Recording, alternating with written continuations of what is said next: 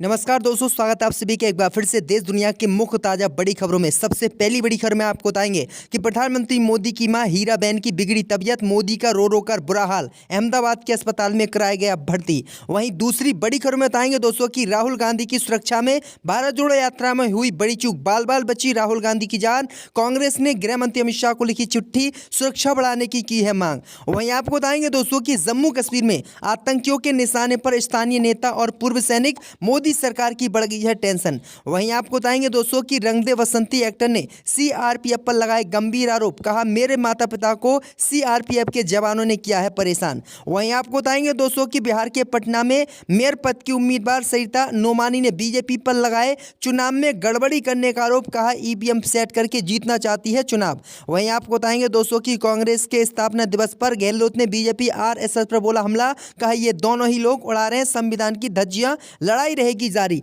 तो दोस्तों सभी खबरों का आपको बताने वाले हैं, वीडियो को लाइक कर चैनल को सब्सक्राइब कर दें। इसी बीच पर तो दोस्तों अगली खबर की ओर, तो प्रधानमंत्री मोदी की मां हीराबेन की बिगड़ी तबीयत, मोदी का रो रो कर बुरा हाल, अहमदाबाद के अस्पताल में कराया गया भर्ती।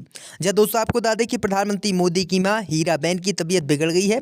इसकी खबर सुनते ही प्रधानमंत्री मोदी का रो रो कर बुरा हाल है। दरअसल आपको बता दें कि उन्हें अहमदाबाद के यूएन मेहता अस्पताल में भर्ती कराया गया है।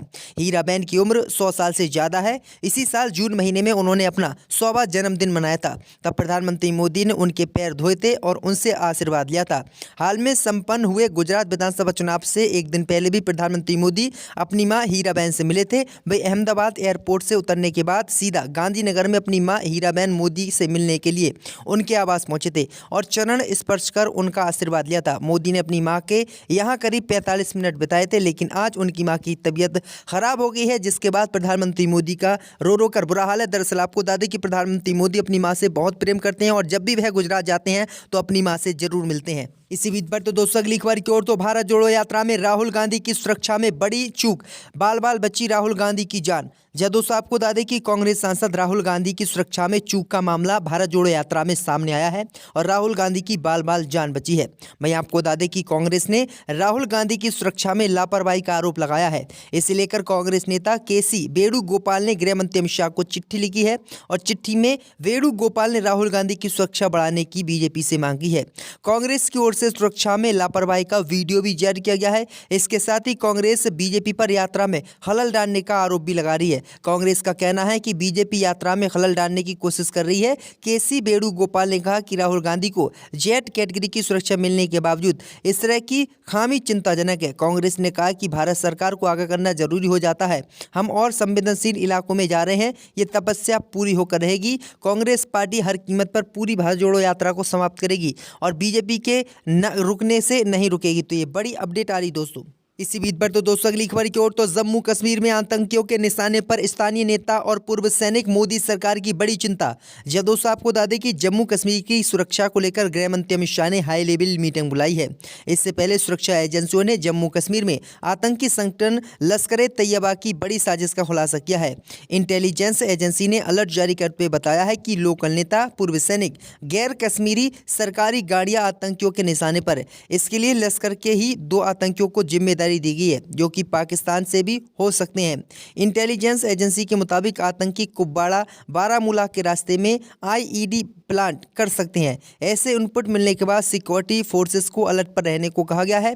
आतंकी लोकल लीडर घाटी में मौजूद गैर कश्मीरी एक्स सर्विसमैन को निशाना बना सकते हैं, उन पर ग्रेनेड से हमला कर सकते हैं। इसके साथ ही आतंकी किसी सरकारी दफ्तर को भी आग लगा सकते हैं। तो ये बड़ी अपडेट आई दोस्तों कि मोदी सरकार की चिंता लगातार आतंकी संगठनों ने जम्मू कश्मीर में बढ़ा दी है। इसी बीच पर तो दोस्तों अगली खबर की ओर, तो बिहार में हुए मेयर चुनाव में राजद ने लगाया बीजेपी पर चुनाव में गड़बड़ी करने का आरोप। जब दोस्तों आपको बता दें कि बिहार की राजधानी पटना में 32 उम्मीदवार मेयर पद के लिए चुनाव लड़ रहे हैं।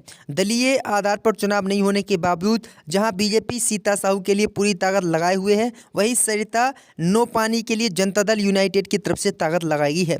इसके अलावा अफजल इमाम की पत्नी महजबी के लिए राजद ने भी ताकत लगाई है। सरिता नौपाली कमल नौपाली की पत्नी है, जो जेडीयू व्यावसायिक प्रकोष्ठ के अध्यक्ष है। सरिता नेपानी ने बातचीत में कहा कि लोगों का सपोर्ट हमें मिल रहा है, लेकिन बीजेपी वोटिंग में गड़बड़ी कर रही है। वहीं आपको बता दें कि उन्होंने साफ कहा है कि बीजेपी ईवीएम से जो वोटिंग हो रही है उसमें गड़बड़ी कर रही है और गड़बड़ी करके पटना का मेयर चुनाव जीतना चाहती है। तो ये बड़ी अपडेट आई दोस्तों कि हर चुनाव में बीजेपी ईवीएम में गड़बड़ी जरूर करती है।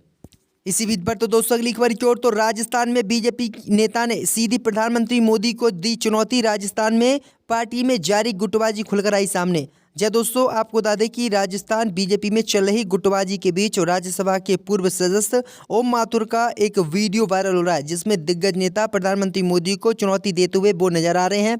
अपने वीडियो में माथुर जन आक्रोश सभा के दौरान जो है एक बड़ी सभा को संबोधित करते हुए दिखाई दे रहे हैं। सभा को संबोधित करते हुए उन्होंने कहा है कि किसी को किसी तरह की गलतफहमी नहीं होनी चाहिए।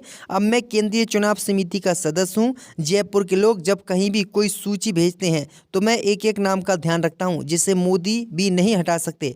उन्होंने राज्य में बीजेपी नेताओं से पक्षपात से दूर रहने को भी कहा है और कहा कि मेरा पसंदीदा और उनका पसंदीदा धंधा बंद करो। उन्होंने कहा है कि जो मैं कर दूंगा वो प्रधानमंत्री मोदी भी नहीं कर सकते और जो जिसे भी मैं टिकट दे दूंगा वही टिकट रहेगा उस व्यक्ति पर, प्रधानमंत्री मोदी भी उसका टिकट नहीं काट सकते। तो ये बड़ी अपडेट आई दोस्तों कि जहां राजस्थान में विधानसभा के चुनाव है तो वहीं पर बीजेपी की मुसीबत उसके ही नेता लगातार बढ़ा रहे हैं। इसी बीच पर तो दोस्तों अगली खबर की ओर तो कांग्रेस के स्थापना दिवस पर आरएसएस बीजेपी पर गहलोत ने बोला हमला। कहा ये दोनों लोग उड़ा रहे हैं संविधान की धज्जियां।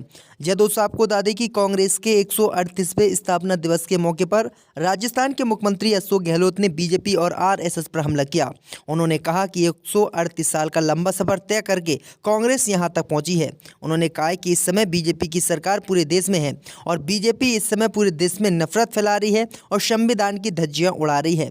उन्होंने कहा कि बीजेपी आरएसएस के खिलाफ हमारी लड़ाई जारी रहेगी और किसी भी कीमत पर संविधान पर आंच हम नहीं आने देंगे और ये देश इस तरह की चीज़ों को बर्दाश्त नहीं करेगा। तो ये बड़ी अपडेट आ रही दोस्तों, अशोक गहलोत ने ये बड़ा हमला बीजेपी पर बोला है।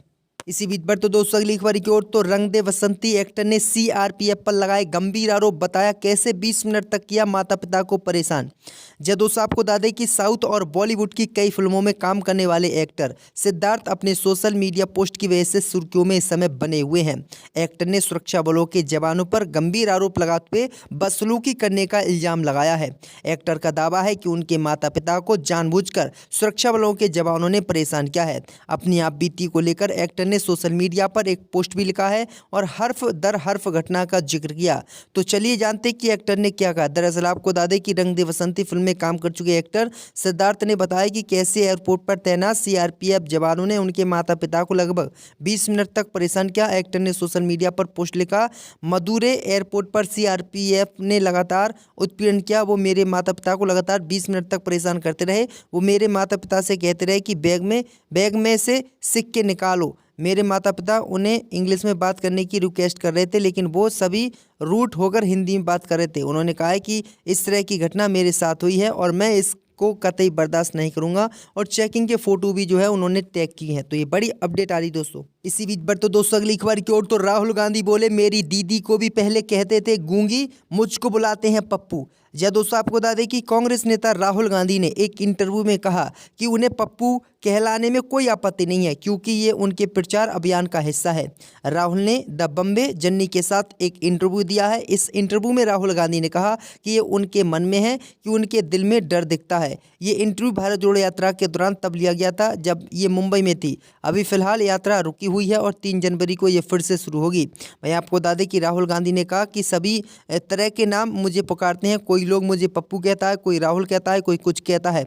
उन्होंने कहा कि मेरी दादी को भी गूंगी गुड़िया लोग बुलाते थे और मुझे पप्पू बुलाते हैं, तो इसमें कोई फर्क नहीं है। वो भी भारत की प्रधानमंत्री बनी थी और मैं भी भारत का प्रधानमंत्री बनूंगा। इसी बीच पर तो दोस्तों अगली खबर की ओर तो यूपी पुलिस का कारनामा, दरोगा ने राइफल की नली में डाल दी गोली।